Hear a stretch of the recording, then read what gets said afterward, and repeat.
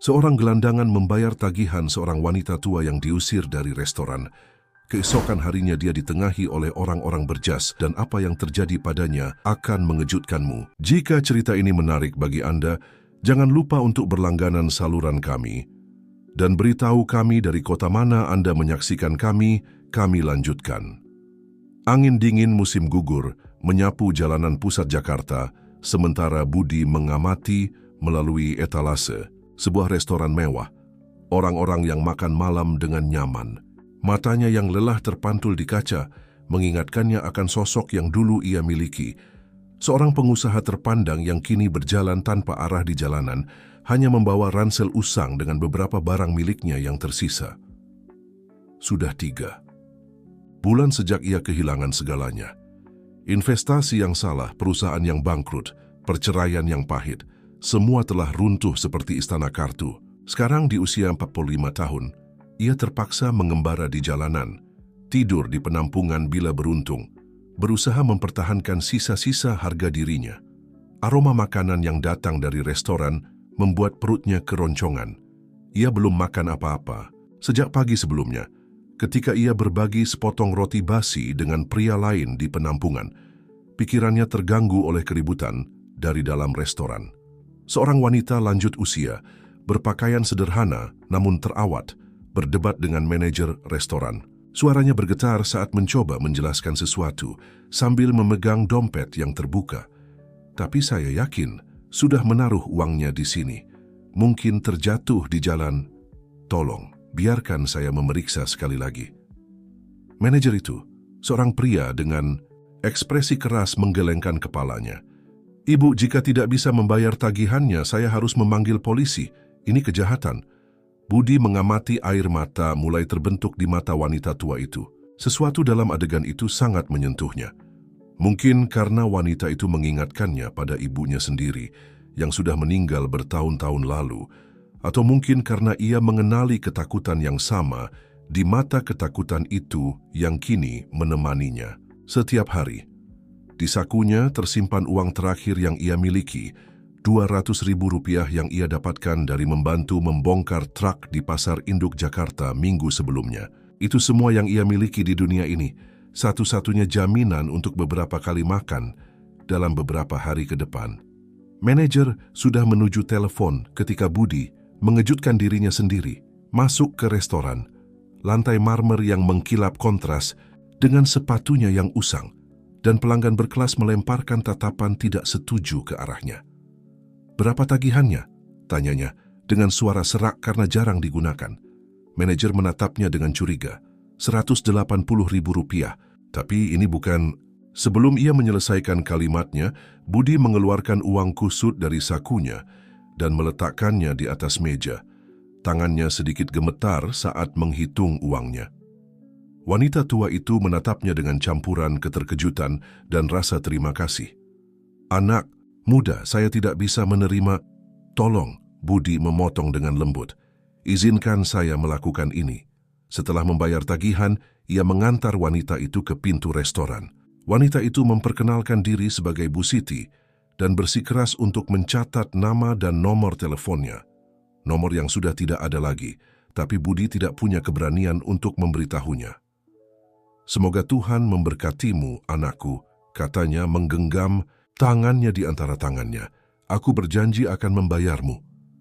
Budi hanya tersenyum sedih, mengetahui bahwa ia mungkin tidak akan pernah melihatnya lagi. Ia mengamati sosok kecil wanita itu menjauh di trotoar, menghilang di antara pejalan kaki yang terburu-buru. Malam itu, berbaring di bangku taman dengan ransel sebagai bantal, Budi memikirkan putrinya Laras, yang baru berusia 12 tahun.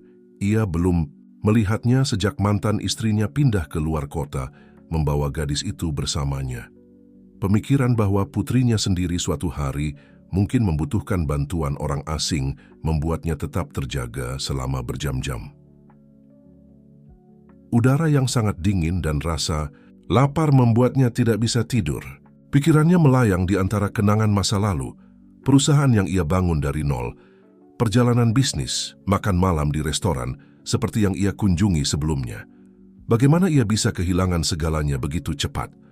Sekelompok pemuda melewati Taman tertawa keras dan Budi meringkuk lebih dalam di bangku. Berusaha menjadi tidak terlihat. Sekarang begitulah. Semakin sedikit orang memperhatikannya, semakin baik. Rasa malu akan situasinya lebih berat daripada rasa lapar. Ketika akhirnya ia bisa tidur, ia bermimpi tentang Laras. Dalam mimpi, gadis itu tersenyum dan berlari ke arahnya. Tapi sebanyak apapun ia berusaha, ia tidak bisa mencapainya. Ia terbangun dengan air mata di matanya, hanya untuk menemukan bahwa hujan telah mulai turun.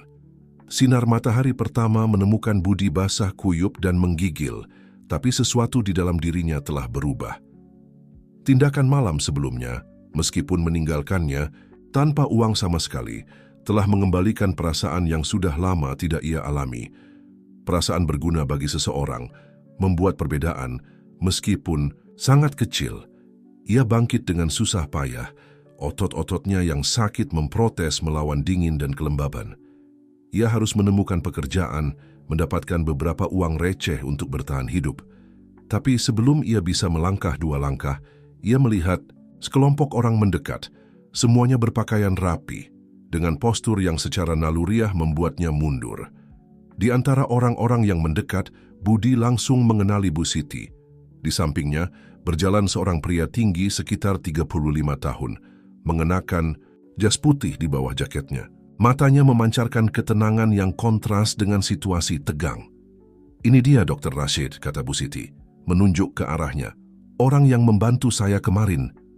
Budi merasakan dorongan untuk melarikan diri, tapi sesuatu dalam tatapan dokter itu menahannya. Ada sesuatu yang berbeda di sana, bukan tatapan kasihan atau penghinaan yang telah ia akrabi dalam beberapa bulan terakhir. "Pak Budi," dokter itu memulai, suaranya tenang dan profesional. "Bu Siti menceritakan pada kami apa yang terjadi kemarin. Saya ingin berbicara dengan Bapak, jika memungkinkan." Sebelum ia bisa menjawab, pusing yang kuat menyerangnya. Ia belum makan selama lebih dari 24 jam, dan dinginnya malam telah meminta bayarannya. Dr. Rashid melihat ketidakstabilannya dan dengan cepat menopangnya. "Anda membutuhkan perawatan medis," katanya, tegas namun lembut. "Tolong, biarkan kami membantu." Dalam perjalanan ke rumah sakit di mobil dokter, Budi tetap diam, malu akan kondisinya. Bau tubuhnya sendiri setelah berhari-hari tanpa mandi yang layak sangat mengganggunya. Tapi Dr. Rashid dan Bu Siti berbicara dengan wajar, seolah-olah mereka bersama pasien lain. Di rumah sakit, pemeriksaan mengungkapkan kekurangan gizi dan awal pneumonia. Sambil menerima pengobatan intravena, Budi akhirnya mulai menceritakan kisahnya. Ia berbicara tentang perusahaan konsultasi yang ia bangun, investasi berisiko yang ia lakukan, karena tekanan persaingan pasar yang ketat, spiral hutang yang menelannya. "Dan keluarga Anda?" hutanya Bu Siti dengan lembut. Penyebutan Laras membuat matanya berkaca-kaca. Ia menceritakan tentang putrinya, tentang bagaimana mantan istrinya melarangnya untuk menemuinya setelah kebangkrutan, tentang malam-malam ketika ia berjalan berkilo-kilometer hanya untuk melewati depan rumah lamanya, berharap melihat lampu kamar putrinya menyala. Dr. Rashid mendengarkan dengan seksama, sesekali membuat catatan. "Budi," katanya setelah sejenak hening, "ada program rehabilitasi sosial di rumah sakit ini. Kami menawarkan tempat tinggal sementara, perawatan medis dan psikologis, dan bantuan untuk penempatan kerja kembali." Tawaran itu tampak terlalu bagus untuk menjadi kenyataan. "Mengapa kalian melakukan ini untukku?" tanya Budi, suaranya serak. Bu Siti yang menjawab, "Karena kemarin meskipun tidak punya apa-apa, Anda memilih untuk membantu orang asing. Itu mengatakan banyak tentang karakter Anda." Pada hari-hari berikutnya, Budi perlahan mulai pulih. Program itu menawarkan kamar sederhana tapi bersih, makanan teratur dan, terutama, kesempatan untuk mendapatkan kembali martabatnya. Tapi malam-malamnya masih dipenuhi mimpi buruk di mana Laras memanggilnya, membutuhkan bantuannya. Seminggu setelah masuk rumah sakit, Dr. Rashid masuk ke kamarnya dengan ekspresi serius.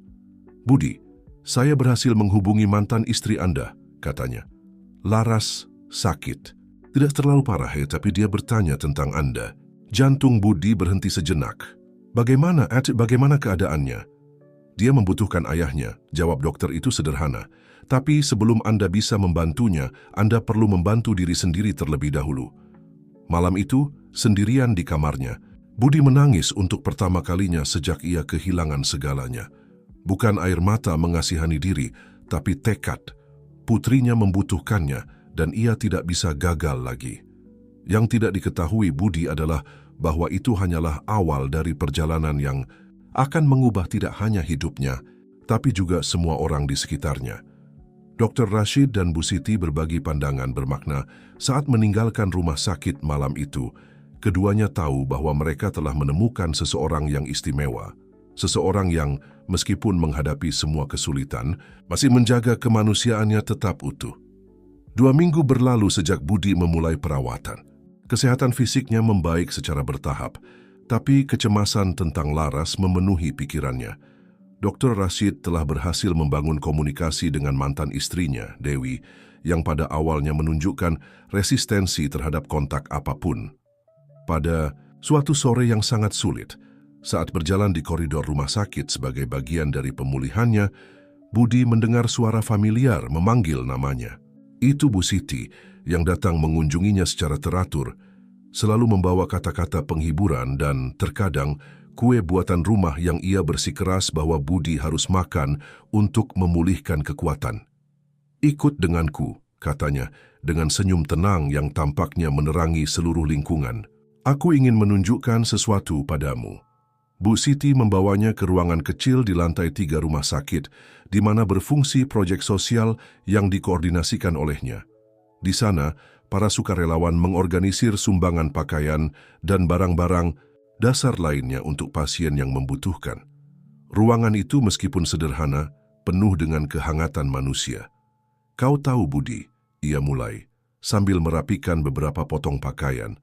"Ketika suamiku meninggal, 15 tahun lalu, aku pikir hidupku sudah berakhir.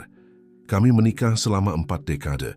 Aku tidak hanya kehilangan pendampingku, tapi juga identitasku." Budi mengamatinya dalam diam, menyadari untuk pertama kalinya tanda-tanda rasa sakit dan pemulihan di wajahnya yang lembut. "Di rumah sakit inilah sebagai pasien, aku menemukan tujuan baru," lanjutnya. "Aku mulai membantu orang lain yang seperti aku merasa tersesat. Aku menemukan bahwa ketika kita mengulurkan tangan kepada seseorang, kita juga menyembuhkan sedikit dari diri kita sendiri." Kata-katanya menyentuh sesuatu yang dalam pada Budi. Ia teringat malam ketika ia membantunya di restoran, momen singkat kedamaian yang ia rasakan ketika melakukan sesuatu untuk seseorang, meskipun memiliki sangat sedikit untuk ditawarkan. Pada saat itu Dr. Rashid masuk ke ruangan. Wajahnya yang biasanya tenang menampakkan ekspresi khawatir. "Budi, kita perlu bicara," katanya, memberi isyarat agar mengikutinya ke ruangannya. Jantung Budi berdebar kencang. Apakah ada sesuatu tentang Laras? Dalam perjalanan ke ruangan dokter, ribuan skenario berbeda melintas di benaknya, masing-masing lebih buruk dari yang lain. "Dewi menelepon," Dr. Rashid memulai, begitu menutup pintu. "Laras menderita infeksi ginjal serius. Bukan sesuatu yang mengancam nyawanya, tapi dia akan membutuhkan perawatan khusus dalam beberapa bulan ke depan." Budi merasa tanah menghilang di bawah kakinya. "Aku harus melihatnya," katanya, suaranya bergetar. "Dewi setuju," jawab dokter, "tapi dengan satu syarat. Anda harus membuktikan bahwa Anda bisa tetap stabil, bahwa Anda bisa menjadi ayah yang hadir dan dapat diandalkan." Kata-kata itu menghantam Budi seperti pukulan. Ia tahu bahwa Dewi benar. Hak apa yang ia miliki untuk kembali ke kehidupan putrinya ketika ia hampir tidak bisa merawat dirinya sendiri? "Bagaimana?" tanyanya, lebih kepada dirinya sendiri daripada kepada dokter. "Bagaimana aku bisa memulai dari nol?" Saat itulah Bu Siti yang telah mengikuti mereka ke ruangan mengintervensi. "Aku punya usul untukmu, Budi." Dia menjelaskan bahwa dia memiliki sebuah properti komersial kecil di lingkungan tersebut, yang sudah kosong selama berbulan-bulan. Lokasinya sederhana tapi strategis, ideal untuk usaha kecil. Sebuah toko kelontong, usulnya. Lingkungan ini membutuhkannya. Dan kau punya pengalaman dalam manajemen, bukan? Budi berkedip terkejut. Idenya tampak menakutkan sekaligus menjanjikan.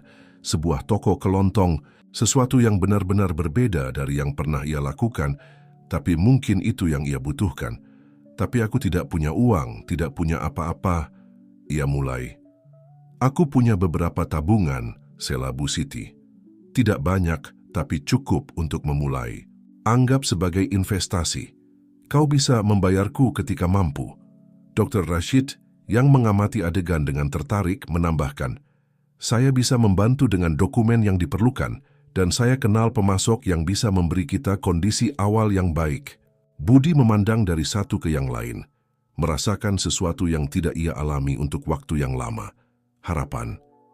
Tapi bersamaan dengan itu, datang ketakutan. Bagaimana jika ia gagal lagi? Bagaimana jika ia kehilangan tidak hanya uangnya sendiri, tapi juga uang Bu Siti? Mengapa? Akhirnya ia bertanya. Mengapa kalian melakukan ini untukku?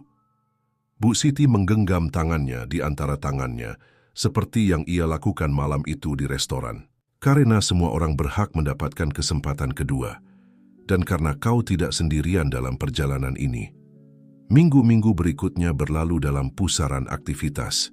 Sementara melanjutkan perawatannya di rumah sakit, Budi mendedikasikan setiap momen luangnya untuk persiapan pembukaan toko kelontong. Tempat kecil itu membutuhkan renovasi yang cukup besar, tapi sedikit demi sedikit mulai berbentuk. Dr. Rashid mengejutkan, membuktikan dirinya sebagai pembantu yang sangat baik dalam pekerjaan. Setelah shiftnya, ia sering muncul untuk membantu dengan pengecatan atau perbaikan kecil. Selama saat-saat itu, Budi melihat sesuatu yang berbeda dalam tatapan dokter, campuran kekaguman, dan sesuatu yang lain yang tidak bisa ia definisikan. Suatu sore sambil mengatur rak yang baru dipasang, Dr. Rashid akhirnya berbagi kisahnya sendiri. Kau tahu Budi, aku juga tumbuh tanpa ayah. Dia meninggalkan kami ketika aku berusia 8 tahun. Ibuku bekerja di 2 pekerjaan untuk membesarkanku dan membayar pendidikanku. Budi berhenti melakukan apa yang sedang ia kerjakan, merasakan beratnya pengakuan itu. Dokter itu melanjutkan, itulah sebabnya aku mengagumi tekadmu untuk memenangkan kembali putrimu. Banyak pria yang hanya menyerah. Pikiran tentang Laras membuat hatinya terasa sakit. Dewi akhirnya mengizinkan mereka berbicara melalui telepon singkat pada minggu sebelumnya. Suara putrinya lebih dewasa dari yang ia ingat telah menjadi balsem sekaligus tikaman. Ayah, katanya, kapan aku bisa melihatmu? Pertanyaan itu menghantuinya. Dewi telah menetapkan syarat yang jelas. Ia harus membuktikan bahwa ia memiliki sumber penghasilan yang stabil dan tempat yang layak untuk menerima putrinya. Toko kelontong adalah satu-satunya kesempatannya.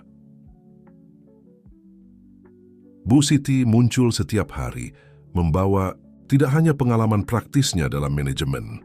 Ia mengungkapkan bahwa ia pernah mengelola jaringan toko dengan suaminya, tapi juga dukungan emosionalnya yang tak ternilai.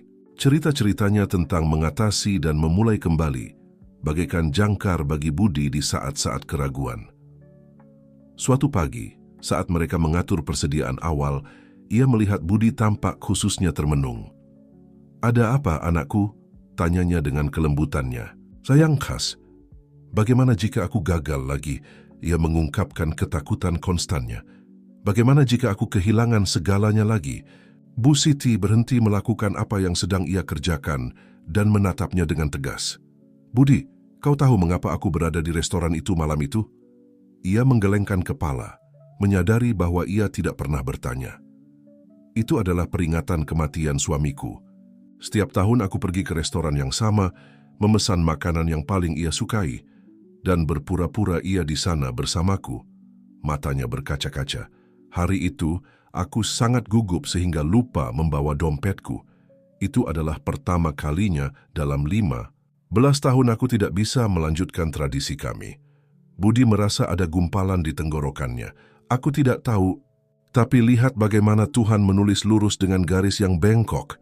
Ia tersenyum melalui air matanya. Jika aku tidak lupa membawa dompet, aku tidak akan bertemu denganmu, dan kau tidak akan di sini sekarang, bersiap untuk mewujudkan sesuatu yang luar biasa. Pada saat itu, Dr. Rashid masuk ke toko kelontong, membawa beberapa kotak barang dagangan lagi. Wajahnya memerah karena usaha, dan Budi melihat bahwa ia tampak lelah. "Kau perlu istirahat," katanya khawatir. "Kau sudah melakukan banyak untuk kami." "Kita adalah keluarga sekarang," jawab dokter itu dengan sederhana. "Keluarga saling merawat." Kata keluarga bergema di hati Budi. Itu benar, dalam beberapa minggu orang-orang itu telah menjadi lebih dari teman. Mereka adalah jaringan pendukungnya, pelabuhannya yang aman. Tapi tidak semuanya mulus. Malam itu juga, Dewi menelepon dengan berita mengkhawatirkan. Laras mengalami kambuh dan akan membutuhkan intensifikasi perawatan. Pesannya jelas. Ia harus bergegas jika ingin menjadi bagian dari kehidupan putrinya lagi. Berbaring di tempat tidurnya di kamar sederhana yang kini ia tempati di belakang toko kelontong, Budi berjuang melawan kecemasan yang mengancam akan menelannya. Dari luar, ia bisa mendengar suara kota di malam hari. Sangat berbeda dari yang ia dengar ketika tidur di jalanan, tapi sama-sama kesepian. Yang tidak diketahui siapapun adalah bahwa ia menyimpan, dilipat di dasar ranselnya yang usang, sebuah gambar yang dibuat Laras bertahun-tahun lalu. Di dalamnya ayah dan anak perempuan muncul berpegangan tangan tersenyum di bawah langit biru cerah. Itu adalah koneksi terakhirnya dengan kehidupan yang telah hilang, talismannya di saat-saat putus asa. Peresmian toko kelontong dijadwalkan pada Sabtu pagi. Malam sebelumnya Budi hampir tidak bisa tidur, mengulang secara mental setiap detail yang perlu dilakukan. Tempat itu sempurna, rak-rak tertata rapi, produk tersusun dengan baik, semuanya bersih dan rapi. Meskipun demikian, ketakutan akan kegagalan menelannya. Pukul 6 pagi, saat memeriksa untuk ke-10 kalinya, apakah semua harga telah ditandai dengan benar, ia mendengar ketukan di pintu. Itu adalah Dr. Rashid, yang meskipun baru saja selesai dari shift yang melelahkan, muncul untuk memberikan dukungan. "Kau perlu makan sesuatu," katanya, memberikan paket dengan roti segar. "Kau tidak boleh pingsan di hari pertama." Sebelum Budi bisa menjawab, Bu Siti tiba membawa termos kopi dan beberapa cangkir. Wajahnya memancarkan kebanggaan keibuan. "Semuanya sempurna," katanya, melihat sekeliling. "Sekarang tinggal membuka pintu dan percaya." Tepat pukul 8, Budi memutar kunci di kunci, membalik tanda menjadi buka. Jantungnya berdetak begitu keras sehingga ia pikir bisa terdengar dari seberang jalan. Pelanggan pertama mulai berdatangan dengan malu-malu. Seorang ibu tua yang tinggal di gedung sebelah adalah yang pertama melakukan pembelian, sebungkus kopi dan roti tawar. Tangannya sedikit gemetar saat mengoperasikan kalkulator. "Untung ada toko kelontong di sini," komentar ibu itu. "Sudah lama dibutuhkan di lingkungan ini." Sepanjang pagi, lebih banyak penduduk daerah itu muncul, penasaran untuk mengenal tempat baru. Dr. Rashid tetap berada di dekatnya, membantu secara diskret ketika melihat Budi kewalahan. Sekitar tengah hari, saat melayani seorang ibu muda dengan anaknya yang kecil, telepon berdering. Itu Dewi. Jantungnya berhenti sejenak. "Laras ingin bicara denganmu," katanya. Suaranya masih membawa sedikit ketidakpercayaan. "Ayah," suara putrinya terdengar dari ujung telepon. "Ibu bilang ayah membuka toko. Apa benar?" "Iya sayang," jawabnya, berjuang melawan air mata. "Toko kelontong kecil tapi bagus. Bolehkah aku mengunjungimu suatu hari?" Pertanyaan itu mengejutkannya. Ia melihat sekeliling, kerak-rak yang tertata rapi, ke Bu Siti yang melayani pelanggan dengan senyuman hangatnya, ke Dr. Rashid yang berpura-pura tidak memperhatikan percakapan. "Tentu saja boleh sayangku, begitu ibumu mengizinkan." Dia bilang, "Jika ayah tetap baik-baik saja selama sebulan lagi, aku bisa menghabiskan akhir pekan denganmu." Sebulan, 30 hari untuk membuktikan bahwa ia telah berubah, bahwa ia bisa menjadi ayah yang pantas untuk Laras. Tanggung jawab itu berat di pundaknya, tapi sekarang ada sesuatu yang berbeda. Ia tidak lagi sendirian dalam perjalanan ini. Sore, hari membawa lebih banyak aktivitas ke toko kelontong. Sekelompok remaja masuk untuk membeli minuman ringan dan makanan ringan. Seorang guru pensiun datang mencari bahan-bahan untuk kue. Seorang kurir yang terburu-buru berhenti untuk membeli makanan ringan. Dalam setiap interaksi, Budi berusaha untuk perhatian dan membantu, bahkan ketika kecemasannya mengancam akan mendominasinya. Dr. Rashid yang akhirnya setuju untuk pulang beristirahat telah meninggalkan catatan kecil di atas konter. Kau bisa, kami di sini untukmu. Di akhir hari, saat menghitung uang di kas, Budi menyadari bahwa penjualan telah melampaui harapan optimisnya. Tidak banyak, tapi itu adalah awal Bu Siti yang bersikeras untuk tetap di sana sampai penutupan, mengamatinya dengan mata berkaca-kaca. Kau tidak tahu betapa kau telah berkembang sejak malam itu di restoran, katanya dengan lembut. Aku berhasil karena kalian percaya padaku, jawabnya, suaranya tercekat. Ketika aku sendiri tidak lagi percaya, yang tidak ia ketahui adalah bahwa pada saat yang sama Dr. Rashid berada di apartemennya, melihat foto lama masa kecilnya, dia dan ibunya sendirian dalam Natal yang sederhana. Bayangan Budi yang berjuang untuk terhubung kembali dengan Laras, menyentuhnya dengan cara yang belum sepenuhnya ia pahami. Dan di suatu tempat di kota, seorang gadis berusia 12 tahun menyimpan dengan hati-hati tanda terima panggilan telepon di buku hariannya. Di samping gambar baru, sebuah toko kelontong kecil dengan ayahnya tersenyum di pintu, menunggunya. Minggu-minggu berikutnya membawa rutinitas yang intens untuk toko kelontong kecil itu. Budi bangun sebelum matahari terbit untuk menerima pengiriman produk segar, dan seringkali dialah yang terakhir beristirahat setelah mengatur semuanya untuk hari berikutnya. Kelelahan sangat besar, tapi ada kepuasan mendalam dalam setiap pencapaian kecil. Suatu sore yang sangat sibuk saat mengatur pengiriman baru produk, Budi merasakan pusing yang kuat. Stres dari hari-hari terakhir, dikombinasikan dengan malam-malam yang kurang tidur, akhirnya menuntut bayarannya. Dr. Rashid, yang kebetulan melewati toko kelontong saat itu, segera menyadari bahwa ada sesuatu yang salah. Kau perlu istirahat, katanya, dengan nada yang tidak menerima bantahan. Kau tidak bisa terus melelahkan diri seperti ini. Aku tidak bisa berhenti, jawab Budi keras kepala. Tinggal 2 minggu lagi sampai Laras datang. Aku perlu membuktikan bahwa aku bisa. Membuktikan apa? Sela dokter itu. Bahwa kau bisa membunuh dirimu sendiri dengan bekerja? Ayah macam apa kau nantinya jika jatuh sakit? Kata-kata itu menghantam Budi dengan keras. Dr. Rashid benar. Ia mengulangi pola lama, menempatkan pekerjaan di atas kesehatannya sendiri. Saat itulah Bu Siti yang mengamati adegan dalam diam membuat saran. Mengapa kita tidak mempekerjakan seseorang untuk membantu? Aku kenal orang yang sempurna untuk pekerjaan itu. Keesokan harinya, ia memperkenalkan Ani, seorang wanita parubaya yang kehilangan pekerjaannya selama pandemi. Pengalaman sebelumnya dalam perdagangan dan caranya yang keibuan segera memenangkan kepercayaan pelanggan. Dengan bantuan tambahan, Budi akhirnya bisa mengatur waktunya dengan lebih baik. Tapi malam-malam masih sulit. Kecemasan tentang kunjungan, Laras membuatnya terjaga berjam-jam. Dalam salah satu malam tanpa tidur ini, ia memutuskan untuk berjalan ke taman dekat toko kelontong. Mengejutkannya, ia menemukan Dr. Rashid duduk di salah satu bangku, masih mengenakan jas rumah sakit. Bukankah kau seharusnya beristirahat di rumah? Tanya Budi. Dokter itu tersenyum lelah. Aku kehilangan pasien hari ini. Seorang anak laki-laki berusia 13 tahun. Aku tidak bisa menyelamatkannya. Budi duduk di sampingnya dalam diam. Untuk pertama kalinya ia melihat kerentanan di wajah dokter yang selalu terkendali. Kau tahu mengapa aku sangat terlibat dengan kasusmu? Tanya Dr. Rashid setelah momen yang panjang. Karena kau mengingatkanku pada ayahku. Bukan pria yang meninggalkan kami, tapi pria yang mungkin dia jadi jika dia memilih untuk berjuang untuk keluarganya. Pengakuan itu mengejutkan Budi.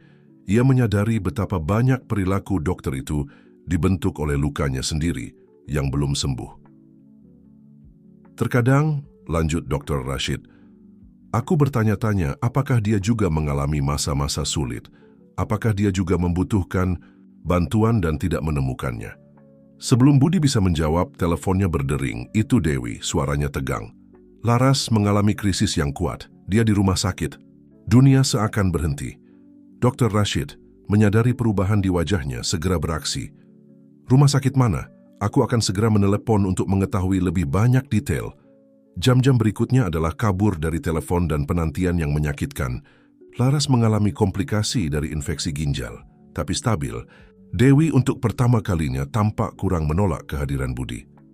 Dia terus bertanya tentangmu, akunya. Mungkin kau bisa mengunjunginya besok.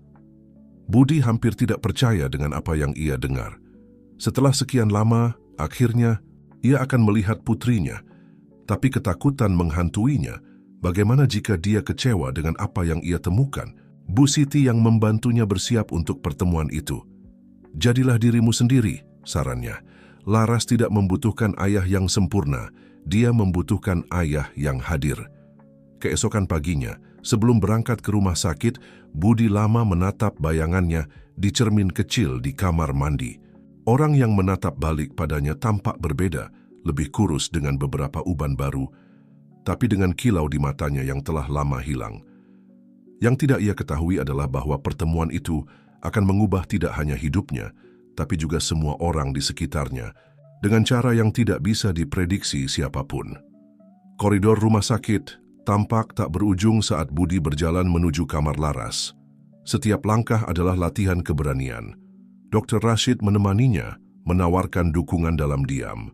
Ia berhenti di pintu kamar 3/4.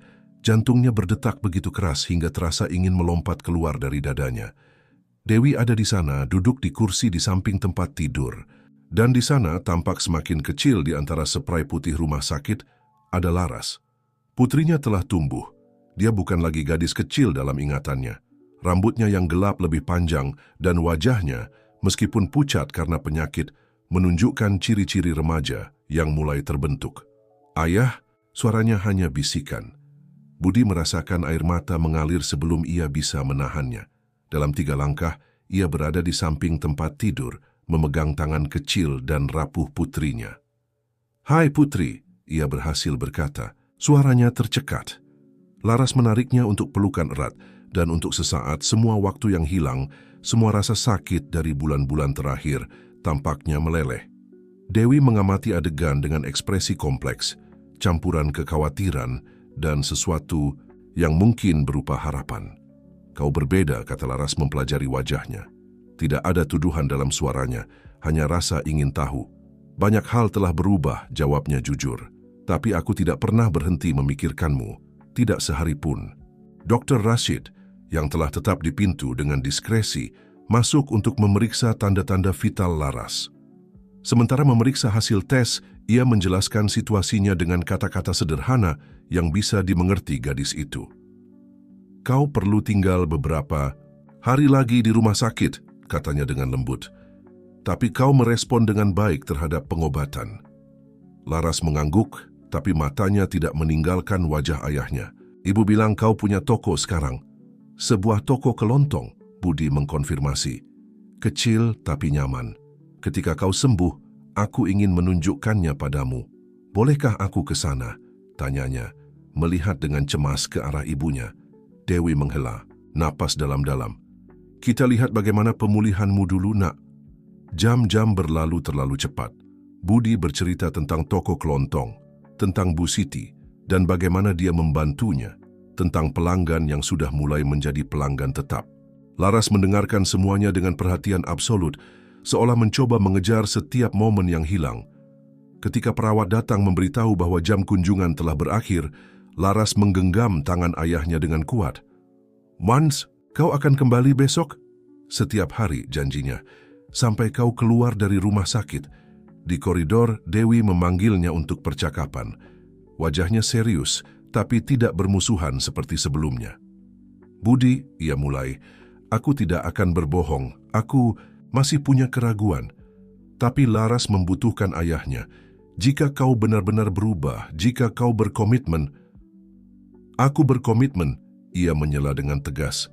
"Aku tidak akan mengecewakannya lagi. Tidak Laras, tidak juga kau." Dewi mengangguk perlahan. "Dr. Rashid menceritakan tentang kemajuanmu, tentang toko kelontong. Mungkin kita bisa mencoba, perlahan-lahan." Malam itu, kembali ke toko kelontong, Budi tidak bisa tidur. Hatinya begitu penuh dengan emosi sehingga serasa akan meledak. Ia mengambil gambar lama Laras dari ranselnya yang ia simpan sebagai jimat dan menyadari bahwa sekarang ia bisa melihatnya tanpa merasakan sakit tajam di dadanya. Ani, yang telah menjaga toko selama ketidakhadirannya, melihat kegelisahannya keesokan paginya. Bagaimana keadaannya? Syah tanyanya dengan lembut sambil mereka mengatur rak-rak. Cantik, jawabnya. Suaranya penuh dengan kebanggaan ayah. Dan sangat kuat. Bu Siti muncul pagi-pagi, membawa tas dengan buah-buahan segar. Untuk Laras, jelasnya, gadis yang sedang tumbuh membutuhkan vitamin.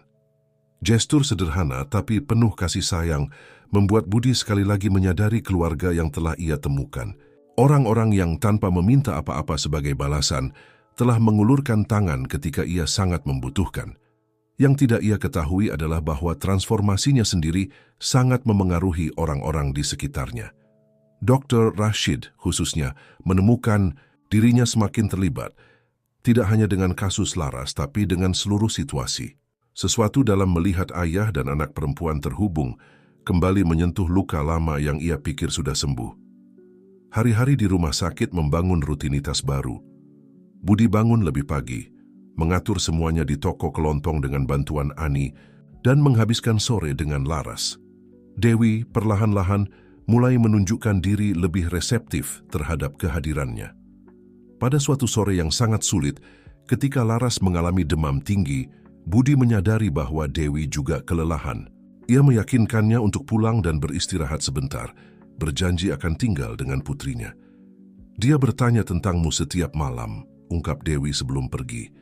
Bahkan ketika aku mencoba meyakinkannya bahwa lebih baik melupakan, maafkan, aku, jawabnya, rasa bersalah terasa berat di setiap kata. Untuk semuanya, aku juga minta maaf, katanya dengan lembut. Mungkin kita semua berhak mendapat kesempatan kedua. Sementara Laras tidur, Dr. Rashid melakukan kunjungan rutinnya. Budi memperhatikan bahwa dokter itu selalu menemukan alasan untuk menghabiskan lebih banyak waktu di kamar, memeriksa monitor yang sudah diperiksa, menyesuaikan bantal yang tidak perlu disesuaikan. Suatu malam ketika Laras sangat gelisah karena demam, Dr. Rashid tetap berada di sana melampaui shiftnya, bercerita untuk mengalihkan perhatiannya.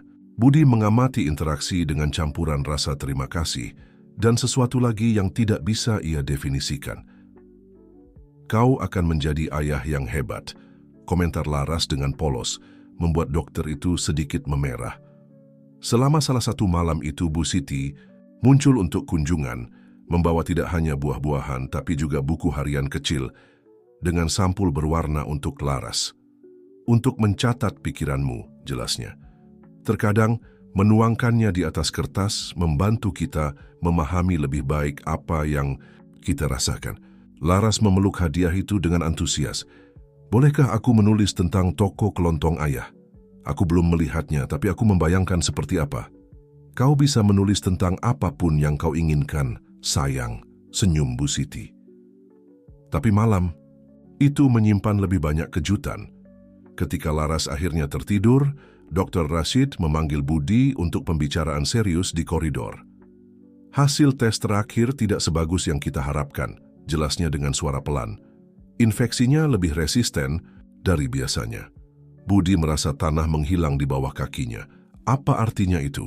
Artinya dia akan membutuhkan perawatan yang lebih lama dan lebih mahal. Kepanikan mulai muncul. Toko kelontong berjalan baik, tapi masih merupakan bisnis baru.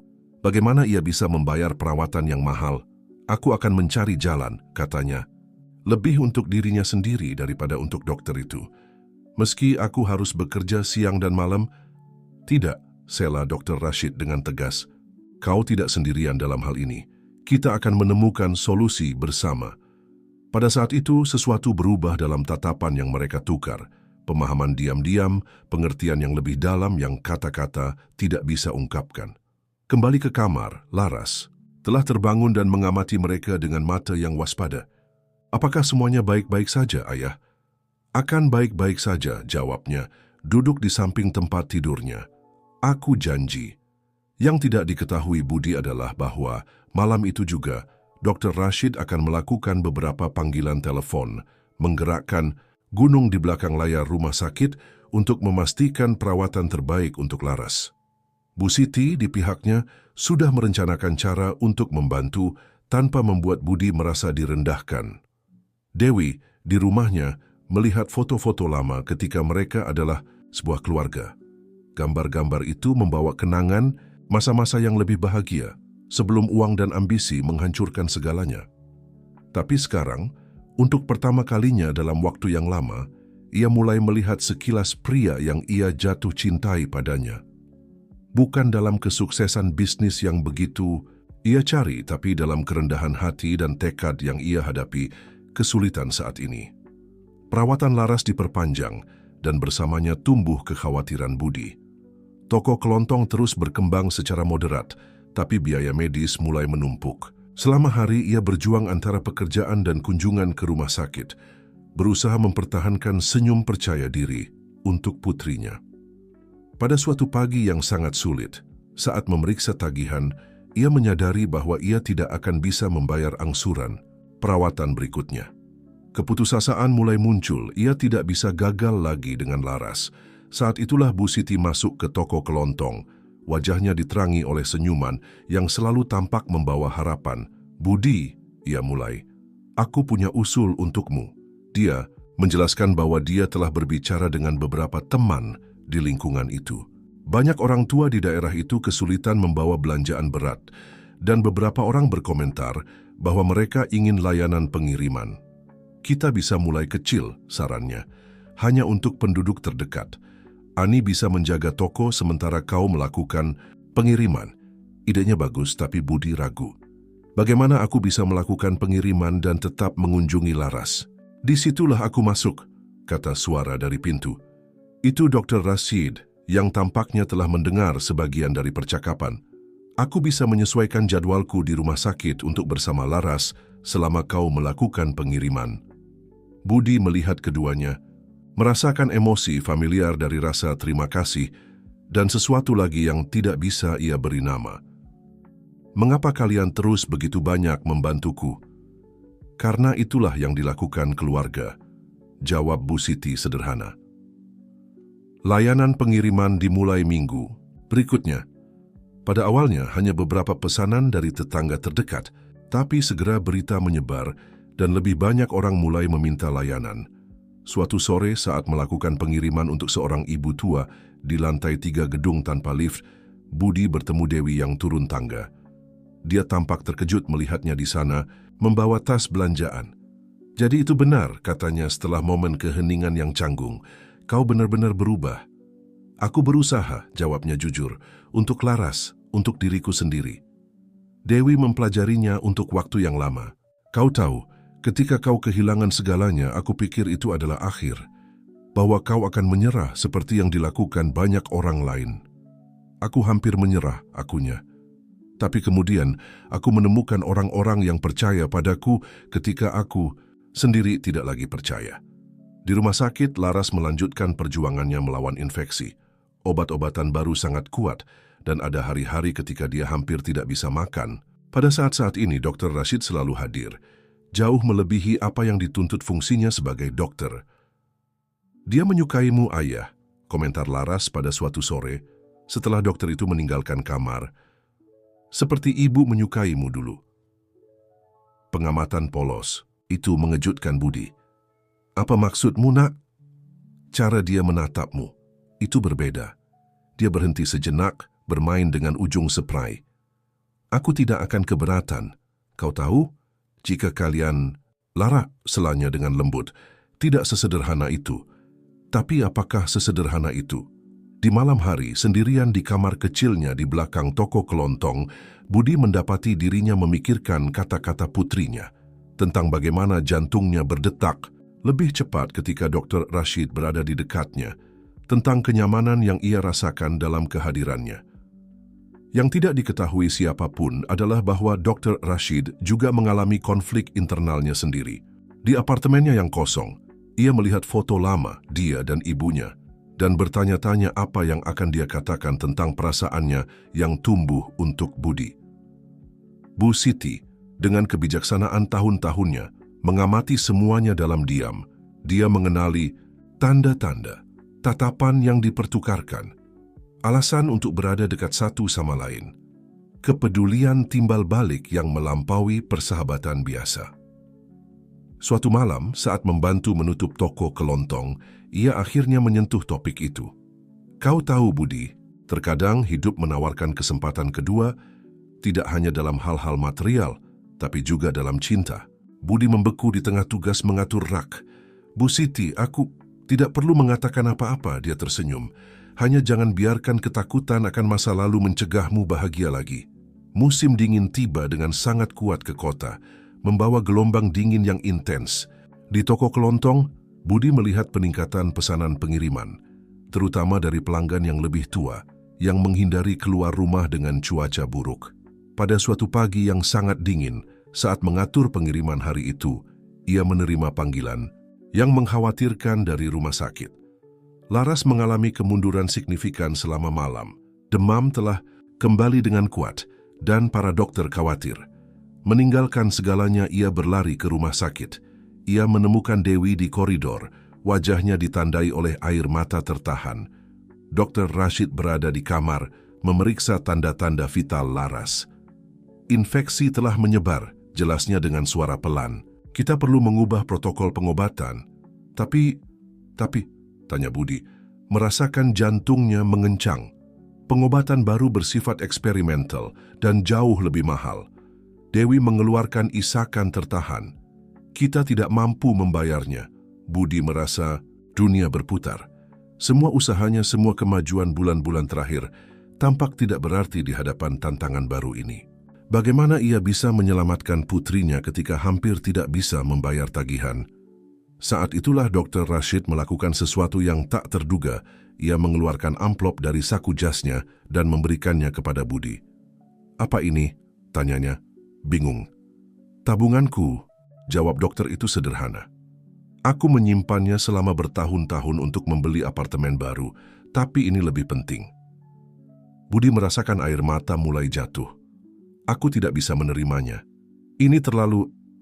Kau bisa dan akan menerimanya, sela Dr. Rashid dengan tegas, karena ini bukan hanya untuk Laras, ini untuk kita semua. Dewi mengamati adegan dalam diam, pemahaman tiba-tiba muncul di matanya. Ia mendekati kedua pria itu dan, untuk pertama kalinya dalam waktu yang lama, tersenyum dengan tulus. Laras benar, katanya dengan lembut, tentang kalian berdua. Sebelum siapapun bisa menjawab, mereka mendengar panggilan mendesak dari kamar. Laras telah bangun dan mengalami krisis nyeri yang intens. Jam-jam berikutnya adalah buram dari aktivitas medis. Dr. Rashid bekerja tanpa lelah, mengkoordinasikan tim, menyesuaikan obat-obatan, melakukan segala yang bisa ia lakukan untuk menstabilkan gadis itu. Bu Siti muncul di rumah sakit membawa kopi dan kata-kata penghiburan. Melihat keadaan semua orang, ia segera mengambil alih situasi praktis, memastikan semua makan, mengatur shift agar tidak ada yang sendirian. Ingatlah, katanya sambil menuangkan kopi untuk Dewi, bahwa dalam jam-jam tergelap kita paling membutuhkan satu sama lain. Di akhir malam tanpa akhir itu, ketika Laras akhirnya tidur lebih tenang, Budi menemukan Dr. Rashid sendirian di ruang dokter. Ia tampak lelah, rentan dengan cara yang belum pernah ia tunjukkan sebelumnya. Rashid, Budi mulai, menggunakan nama depan dokter untuk pertama kalinya. Mengapa kau melakukan semua ini? Karena ia ragu mencari kata-kata yang tepat. Karena ketika aku melihatmu untuk pertama kalinya, di taman itu, sesuatu dalam diriku berubah. Kau membuatku percaya bahwa orang benar-benar bisa berubah, bahwa cinta bisa lebih kuat dari harga diri. Keheningan yang mengikuti penuh dengan emosi yang tertahan. Budi melangkah maju, jantungnya berdetak begitu keras sehingga ia merasa semua orang di rumah sakit bisa mendengarnya. Aku takut, akunya. Takut gagal lagi, menyakiti orang-orang yang kucintai. Aku juga takut, jawab Rashid dengan lembut. Tapi beberapa hal layak untuk diambil risikonya. Pada saat itu, seorang perawat memasuki ruangan dengan tergesa-gesa. Dr. Rashid, kami membutuhkan Anda. Pasien di 304. Laras. Keduanya berseru bersamaan, berlari menuju kamar. Namun, yang mereka temukan di sana bukanlah yang mereka takutkan. Laras terjaga duduk di tempat tidur dengan senyum lemah tapi tulus di wajahnya. Demamnya mereda, umumkan perawat itu. Obat-obatan baru tampaknya bekerja. Pemulihan Laras lambat, tapi terus berlanjut. Dalam minggu-minggu berikutnya, toko kelontong berubah menjadi semacam titik pertemuan bagi semua yang mendukung pemulihannya. Pelanggan tetap selalu bertanya tentang kabar dan banyak yang bersikeras meninggalkan hadiah kecil untuk saat dia keluar dari rumah sakit. Pada suatu Sabtu, pagi saat Budi mengatur rak-rak, Dewi masuk ke toko kelontong. Wajahnya berbeda, lebih ringan, seolah beban telah diangkat dari pundaknya. Hasil tes terakhir telah tiba, ia mengumumkan. Infeksi telah sepenuhnya terkendali. Laras bisa keluar minggu depan. Berita itu adalah semua yang ia ingin dengar, tapi membawa gelombang kecemasan baru. Keluar dari rumah sakit berarti Laras akhirnya bisa mengunjungi toko kelontong, mengenal ruang barunya, tapi juga berarti menghadapi realitas baru. Budi, lanjut Dewi, suaranya lembut. Aku telah berpikir, mungkin sudah saatnya kita bicara tentang hak asuh bersama. Ia hampir menjatuhkan kotak yang ia pegang. Kau serius? Laras membutuhkan ayahnya. Ayah yang kau menjadi, bukan yang sebelumnya. Dia berhenti secara signifikan. Dan aku rasa kau juga telah menemukan seseorang yang baik untukmu. Wajah Budi sedikit memerah. Hubungannya dengan Rashid masih sesuatu yang baru, rapuh, yang keduanya sedang belajar untuk menavigasi dengan hati-hati dan hormat. Bagaimana kau tahu? Tanyanya. Seorang ibu selalu tahu, Dewi tersenyum. Dan Laras tidak berhenti berbicara tentang bagaimana kalian berdua saling memandang. Dia bahagia, kau tahu? Dia bilang sekarang dia memiliki keluarga yang lebih besar. Pada saat itu, Bu Siti memasuki toko kelontong, membawa kotak misterius. Aku membawa kejutan untuk kepulangan gadis kecil kita. Ia mengumumkan dengan senyum penuh konspirasi. Di dalam kotak ada plakat baru untuk toko kelontong, indah dilukis dengan tangan. Di bawah nama toko ada frasa, di mana kisah-kisah permulaan baru terjadi. Sempurna, kata Budi merasakan air mata terbentuk di matanya. Dewi mendekat untuk melihat plakat dengan lebih baik. Kau tahu, awalnya aku tidak mengerti mengapa kau memilih membuka toko kelontong. Tampaknya begitu. Sederhana untuk seseorang yang pernah memiliki begitu banyak. Dan sekarang, tanya Budi dengan lembut. Sekarang aku melihat bahwa ini bukan tentang bisnisnya sendiri. Ini tentang menciptakan ruang di mana orang merasa diterima, di mana cerita-cerita terhubung. Ani yang berada di kasir menambahkan observasinya sendiri. Pelanggan tidak datang ke sini hanya untuk berbelanja. Mereka datang untuk berbicara, untuk berbagi kehidupan mereka. Ini seperti keluarga besar. Kata keluarga bergema di hati. Budi, definisinya tentang keluarga telah berubah demikian banyak dalam beberapa bulan terakhir.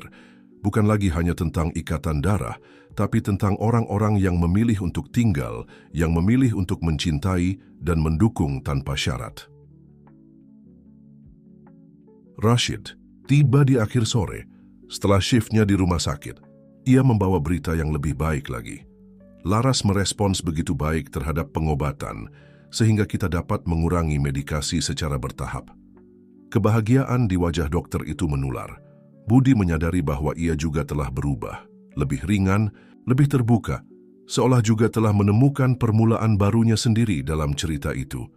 Terima kasih, kata Budi dengan lembut ketika mereka sendiri, karena tidak menyerah pada kami. Rashid tersenyum, senyum yang membuat jantung Budi berdetak lebih cepat. Adapatix. Aku tidak pernah bisa menyerah. Kau mengajariku bahwa beberapa orang layak untuk diperjuangkan. Di luar toko kelontong, matahari mulai terbenam, melukis langit dengan warna-warna yang tampaknya merayakan semua kemenangan hari itu. Dewi telah pergi ke rumah sakit untuk bersama Laras, membawa bersamanya janji permulaan baru bagi semua orang. Bu Siti mengamati semuanya dengan tatapan bijaksananya. Hatinya melimpah dengan kegembiraan melihat bagaimana cerita yang dimulai dengan tindakan kebaikan di sebuah restoran telah berubah menjadi sesuatu yang jauh lebih besar, jauh lebih bermakna. Hari keluar Laras dari rumah sakit tiba dengan cerah, seolah langit sendiri ingin merayakan. Toko kelontong telah khusus diatur untuk kunjungan pertamanya. Rak-rak sempurna, bunga-bunga segar menghiasi meja, dan spanduk selamat datang. Dibuat oleh pelanggan yang lebih lama, tergantung di pintu masuk. Budi hampir tidak bisa menahan kecemasannya saat menunggu. Rashid berada di sampingnya, tangan mereka sesekali bersentuhan dalam gestur diskret dukungan. Bu Siti telah menyiapkan kue khusus dan Ani memastikan semua makanan manis favorit Laras tersedia.